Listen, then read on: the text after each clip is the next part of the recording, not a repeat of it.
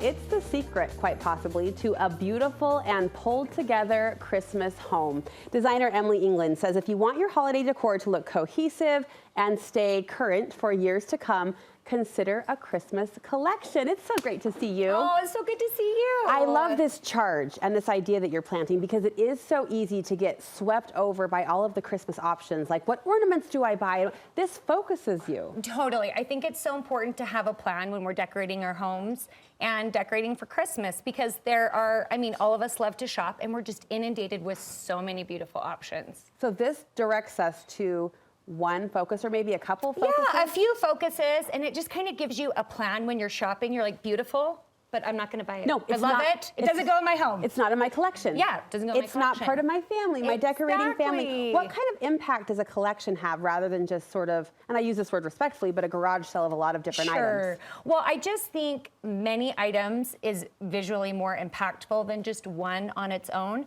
But I also think our home should be a reflection of who we are, what we love, where we've traveled, what we believe. And so a collection gives you an opportunity to really tell a story. I appreciate this message, and we've heard several other of your colleagues, designer colleagues, say this the last couple of weeks, I feel, and emphasize that your Christmas should be yours. Totally. It should feel custom, it should feel distinct, it should feel different, and these collections allow you, within parameters, to do that. So let's talk about some of your favorite collections. First, ornaments can be a collection. Totally, and I think, there are people who will go and just buy 200 ornaments all at once, and that's totally one way to decorate, and then it's all pulled together. But I've actually loved collecting ornaments over the years that are meaningful to my family. Like 20 years ago, I worked at O.C. Tanner Jewelry Store, and they had these really beautiful Radco ornaments that just, they look old, they're glass. Yes. I could afford just a few, and then over the years, I have tried to find, when we travel, ornaments that look like that, so they look old, they're glass. I bought them at Pottery Barn. I bought them wherever we've traveled, and it's a fun gift for our kids to find instead of buying weird little places, little things, and you're just like, oh, we don't love that. We're like, we're looking for an ornament, guys. So you sort of have a North Star ornament that becomes your guiding color path and your guiding aesthetic in terms of style, and then they all do go. They really do, and it's fun too. I think the other thing is we kind of have this theme. Our last name is England. So I'm always looking for little nods to England. I was going to ask about that. All hail the Queen. Look at this. That's so fun. And that's your inside thing. Yeah. Super cute. All right. Ornaments can be a collection. People collect nutcrackers. Yes. I just feel like nutcrackers are such a Christmas staple. I love them. My mom collected Steinbach nutcrackers when I was growing up. So for me, it feels super nostalgic. And I think these are things that are meaningful to me, but I think sometimes it's what our parents or grandparents collected that give us that feeling of nostalgia. Our elf on the shelf brings us a Steinbach nutcracker every year, so now I like my elf. Oh, he's a good guy. Because he's bringing me some good stuff.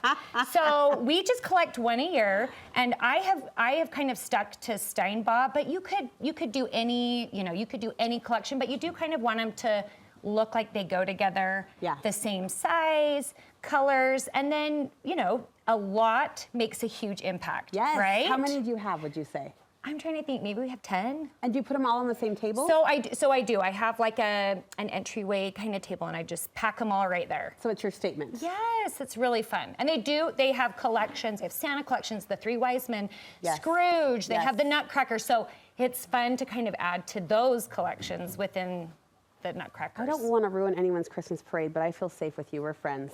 This is kind of a Chucky doll to me. Is that weird? Does it scare you? It scares me. It's true. It scares me. So I shouldn't have said that. For Brooke. That's so offensive. That's such a Christmas Scrooge thing to say, but I always look at a Nutcracker and I step back. Okay, so no nostalgia for you.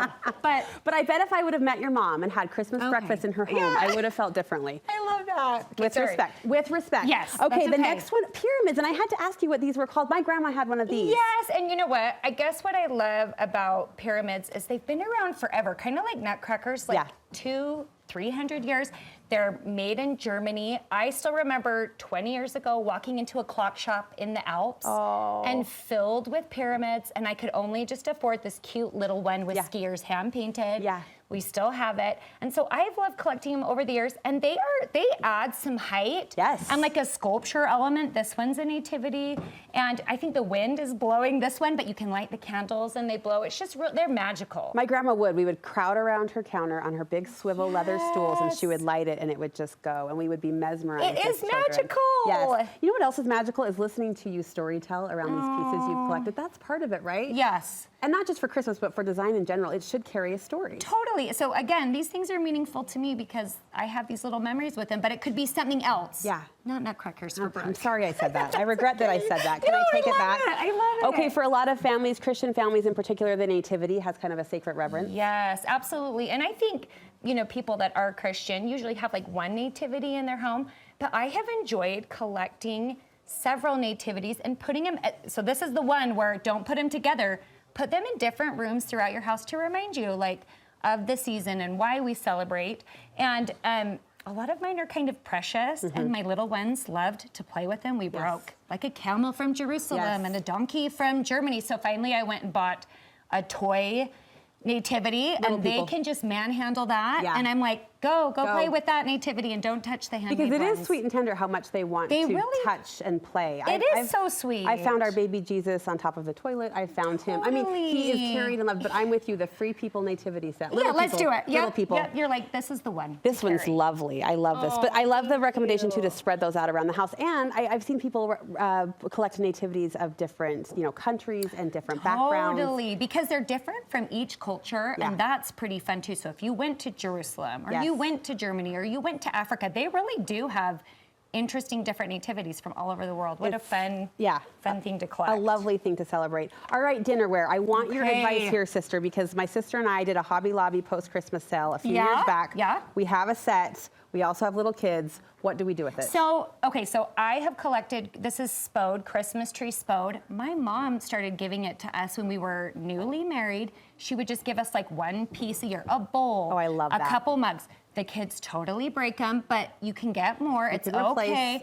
But I do, or you could display it, like I've done here in my pantry, so that nobody can touch it until they're a little bit older. It's away from precious hands, But it's so fun. I mean, Spode, Christmas tree Spode is kind of a classic, but there's so many beautiful, dinnerware that's maybe not so fancy, but it does feel festive. Yeah. It makes every gathering just feel like a little special. Absolutely. Okay, finally, old Santa photos, the most inexpensive way to create a collection. So we have this tradition, I think many people do. We take our kids to go see Santa. We make him look all cute. It's a night, it's a tradition. You get a picture taken, and then what do you do with these photos? So we decided to frame them, and we display them all on our piano. I went to Pottery Barn and just bought tons of mirrors. I think Pottery Barn has beautiful mirrors, and they have some really cute, like, festive ones.